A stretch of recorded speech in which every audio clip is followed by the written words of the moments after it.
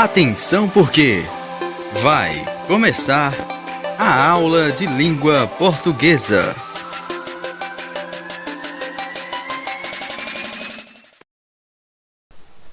Olá pessoal, tudo bem com vocês? Galerinha do 8º ano, espero que sim, certo? Estejam prontos para mais uma aula de língua portuguesa. Então vamos lá, 8º ano e EJA 4. Hoje teremos nossa aula 11. Vamos iniciar fazendo a correção da atividade da aula 10. Na charge acima, observe a frase: o lobo desistiu de ser o vilão em nossas histórias. Tenho aí: o lobo desistiu de ser o vilão em nossas histórias. Ele descobriu na escola que é muito criativo e agora só pensa em ser inventor. Então, o termo em destaque aí, o termo em destaque é regido pelo substantivo vilão. Essa afirmação está verdadeira ou falsa? Quando eu tenho aí: o lobo desistiu de ser o vilão em nossas histórias. Então, esse termo aí, né? Essa regência aí está correta. Então, é verdadeira, né? O termo em destaque aí, ele é regido pelo substantivo vilão. Segundo a charge, qual a descoberta do lobo? O que levou a desistir de ser vilão? Foi o que ele descobriu que deixou ele de ser vilão? Foi a descoberta de que ele é muito criativo, né? E agora ele quer ser cientista. Como são feitas as vacinas? Então, eu tenho um textinho aí, certo? Onde vocês iriam marcar a alternativa correta, que iria completar as lacunas corretamente.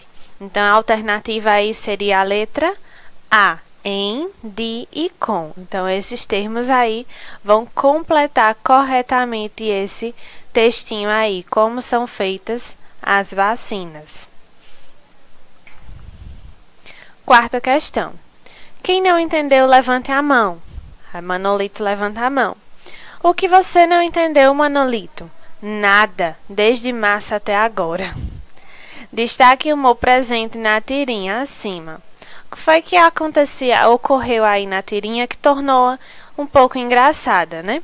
Foi o fato que ele não entendeu nada que a professora explicou desde o início do ano até agora, né? A professora perguntou a dúvida que tinha no momento daquela aula, naquela aula em que ela estava ministrando. Porém, ele se manifestou ali e disse que não tinha entendido nada que a professora explicou desde o início do ano. Quinta questão. Na fala do menino, a palavra antes é acompanhada de uma preposição. Assinale-a. Antes do coronavírus, eu sempre achei que viralizar fosse uma coisa legal. Então, esse antes aí é acompanhado por que preposição? Pela preposição do, certo? Então, a alternativa correta era a letra B. Sexta questão. Leia o texto para responder a questão abaixo. Chega de brincar de esconde-esconde. É hora de ajudar no pega-pega. Violência contra a criança é crime, diz que denúncia. Então, a finalidade desse texto aí foi qual? Denunciar a violência infantil. Então, a alternativa correta era a letra A. Certo, pessoal? Tenho certeza que todos vocês acertaram todas as questões da atividade. Vamos lá para o nosso assunto de hoje. Hoje nós vamos falar sobre informações implícitas e explícitas dentro de textos, certo? Eu trouxe aí o significado de explícito e implícito. Vamos lá. Explícito é algo que é expresso, sem dúvidas nem ambiguidade, que está claro, manifesto, categórico, ordens explícitas, que está perfeitamente enunciado, claro, preciso, resposta explícita. O explícito ele vai estar claro, né? Ele vai estar bem expresso lá no meu texto. Se eu for procurar uma informação explícita, quando eu for para o texto, eu vou encontrar ela lá bem direitinho, né? Ela bem clara lá no meu texto. Eu vou encontrá-la diretamente, certo? Ao contrário do implícito, certo? É aquilo que não se expressa de modo claro ou explícito, mas que pode ser deduzido facilmente. Então, não é algo que eu vou encontrar claro, mas é algo que eu vou conseguir encontrar através da minha dedução, da minha inferência. Deixou implícito na carta seu interesse por ela, aquilo que se manifesta mais por ações do que por palavras, é um convite implícito. As informações explícitas são aquelas manifestadas pelo autor no próprio texto, né? Então, como falei para vocês, o autor ele vai deixar bem clara essa informação dentro do texto. Já as informações implícitas não são manifestadas pelo autor no texto, mas podem ser subtendidas. Muitas vezes, para efetuarmos uma leitura eficiente, é preciso ir além do que foi dito, ou seja, ler nas entrelinhas. E o que é entrelinhas, professora? Entrelinhas é aquilo que não foi dito, é o não dito, o que não está escrito, no que não está nas linhas do texto, mas que dá para subentender, né? Então, para que nós consigamos interpretar essas informações implícitas, é necessário sim nós lermos nessas entrelinhas, fazer essas inferências para saber o que ocorreu diante das informações que eu tenho explícitas. Por exemplo, observe este enunciado. Patrícia parou de tomar refrigerante. Essa informação aí está explícita, né? Patrícia parou de tomar refrigerante. Qual é a informação implícita que eu tenho aí, a partir da explícita, né? A partir da informação que eu tenho que Patrícia parou de tomar refrigerante, né? Eu vou subentender que ela parou de tomar refrigerante, então eu vou subentender que ela tomava refrigerante antes, né? Então, essa informação aí, ela não estava aí visível, porém, a partir da informação que eu tinha, né, que ela parou de tomar refrigerante, eu consigo compreender, né, levar a entender que ela tomava refrigerante antes. Agora, veja este outro exemplo. Felizmente, Patrícia parou de tomar refrigerante. A informação explícita é: Patrícia parou de tomar refrigerante. A palavra felizmente indica que o falante tem uma opinião positiva sobre o fato. Então, essa é uma informação implícita. Com esses exemplos, mostramos como podemos inferir informações a partir de um texto. Fazer uma inferência significa concluir alguma coisa a partir da outra já conhecida, né? Então, eu vou fazer inferência a partir de uma informação que eu tenho, eu vou fazer inferência e descobrir outras, fazer outras conclusões. Fazer inferências é uma habilidade fundamental para a interpretação adequada dos textos e dos enunciados. Então, muitos alunos, né, quando nós colocamos lá uma interpretação textual, querem que as respostas estejam lá bem bonitinhas, já dentro do texto, né? Só copiar e colar. Mas não é bem assim, né? É necessário fazer essas inferências, é necessário ler nas entrelinhas, né? Para que haja uma interpretação adequada, uma interpretação satisfatória. A seguir, veremos dois tipos de informações que podem ser inferidas, né? Então, eu posso fazer inferência de algumas informações que estão pressupostas e as subtendidas. Os pressupostos. Uma informação é considerada pressuposta quando o enunciado depende dela para fazer sentido. Então, quando o enunciado ele depende de uma informação para fazer sentido, eu posso considerá-la pressuposto. Considere, por exemplo, a seguinte pergunta: quando Patrícia voltar para casa? Esse enunciado só faz sentido se considerarmos que ela saiu de casa, né? Ao menos que seja temporariamente. Se ela não tivesse saído de casa, esse enunciado ia fazer sentido de forma alguma, né? Não tem como eu falar que perguntar quando alguém vai voltar para casa se ela nem saiu. né? Então, só vai fazer sentido a partir do momento que eu sei que ela saiu de casa. Então, essa é uma informação pressuposta. Então, caso ela se encontre em casa, o pressuposto não é válido, o que torna o enunciado sem sentido. Então, quando Patrícia voltar para casa, né, eu tenho o pressuposto que ela saiu. Se ela não sair, não tem como haver esse pressuposto. Repare que as informações pressupostas estão marcadas através de palavras e expressões presentes no próprio enunciado e resulta de um raciocínio lógico. Portanto, no enunciado, Patrícia ainda não voltou para casa, a palavra ainda indica que a volta de Patrícia para casa é dada como certa pelo falante. Então, observem que uma pequena palavra, né, ela nos faz levar uma interpretação gigantesca, né? Então, quando eu coloco ainda não voltou para casa, quer dizer que ela vai voltar.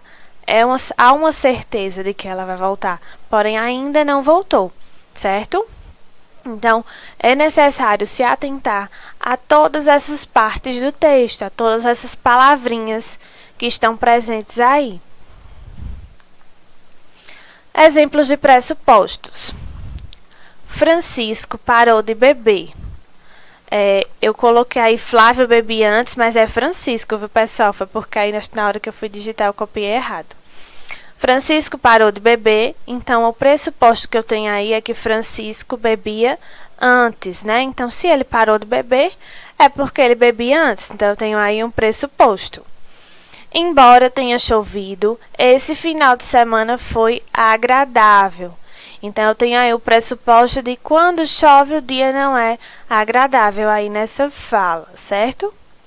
Os funcionários da empresa ainda não receberam salário deste mês. Os funcionários já deveriam ter recebido. Então, observem que a partir das informações que foram colocadas aí, eu tirei os pressupostos, né? Que foram as informações que não estavam explícitas no texto, porém, a gente conseguiu deduzir, certo? Então, quando diz que Francisco parou de beber, é porque ele bebia antes. Então, esse aí é um pressuposto. Subentendidos.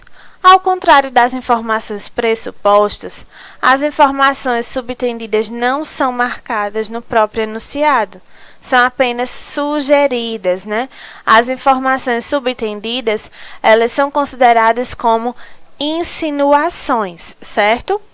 O uso de subentendidos faz com que o enunciador se esconda atrás de uma afirmação, pois não quer se comprometer com ela. Por isso, dizemos que os subentendidos são de responsabilidade do receptor, enquanto os pressupostos são partilhados por enunciadores e receptores. Em nosso cotidiano, somos cercados por informações subentendidas. A publicidade, por exemplo, parte de hábitos e pensamentos da sociedade para criar subentendidos. Já a anedota é um gênero textual cuja interpretação depende da quebra de subentendidos. Eu tenho um trechinho aí da música de Lulu Santos, certo? Onde diz, eu gosto tanto de você, que até prefiro esconder, deixo assim ficar subentendido. Certo? É algo que ele não quer colocar exposto, que ele não quer deixar explícito, né? É algo que ele quer insinuar, deixar subentendido.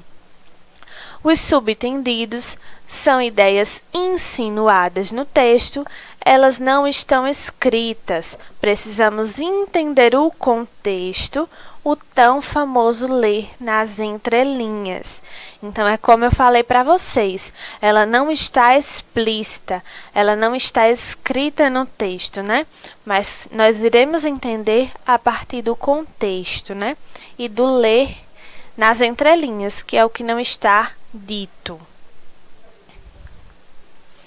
Eu tenho um exemplo aí, onde o carinha diz, ei, táxi. Aí o taxista diz, ei, pedestre, desculpa. Ele foi embora.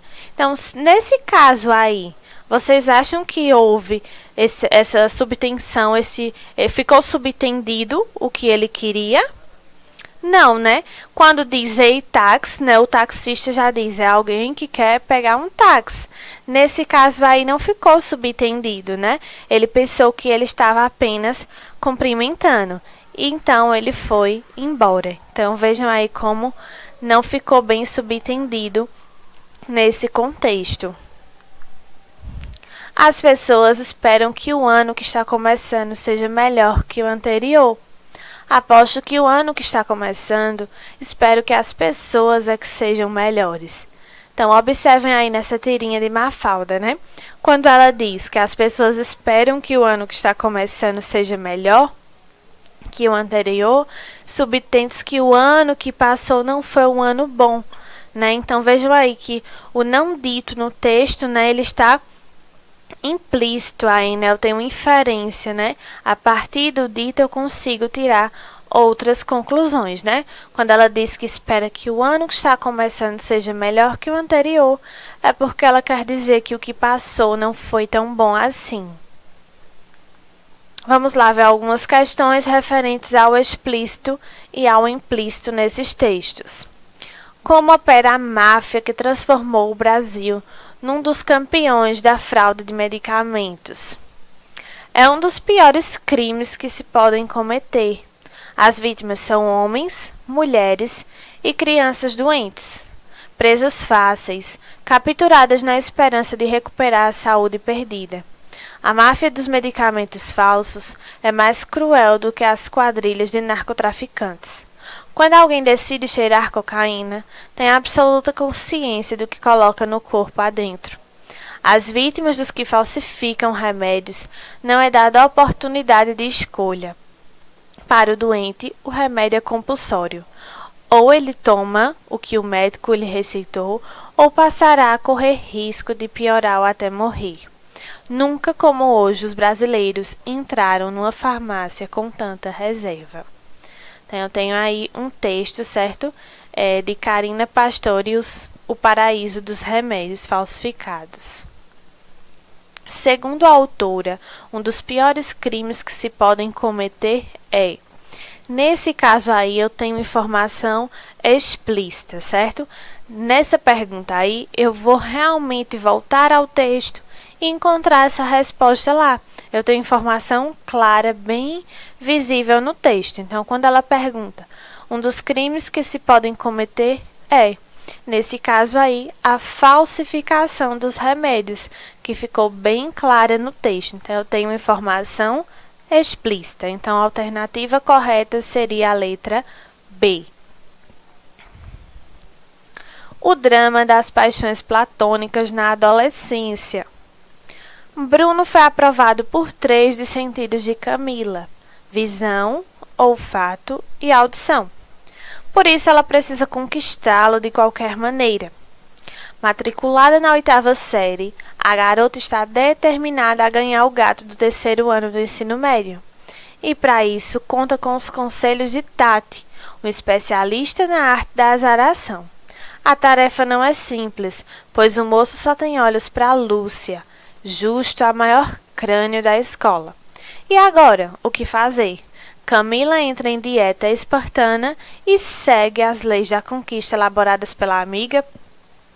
Então, observem aí agora esse textinho. Vamos lá à questão. Pode-se deduzir do texto que Bruno... Então, vejam que agora eu não vou ter uma informação explícita, né?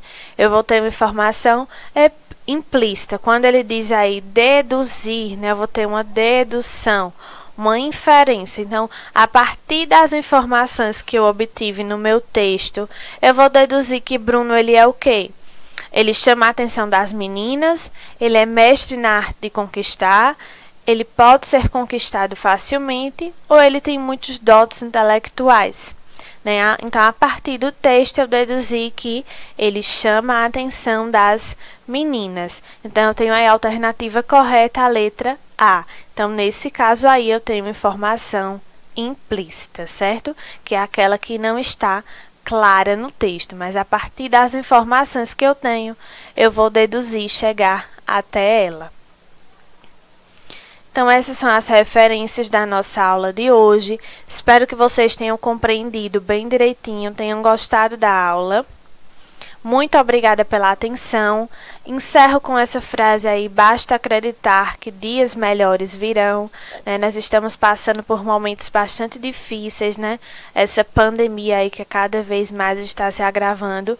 Mas vamos confiar em Deus, acreditar que dias melhores estão por vir. Então, até a próxima aula. Um beijo. Tchau, tchau.